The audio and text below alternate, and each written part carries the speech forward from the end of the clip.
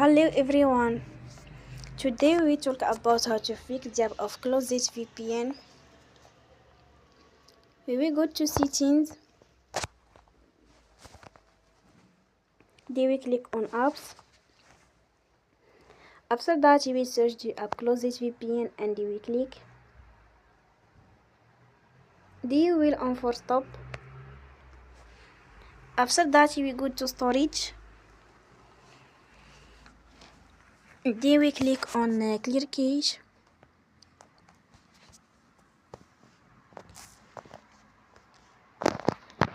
In the end, turn off your phone and you will restart your phone again.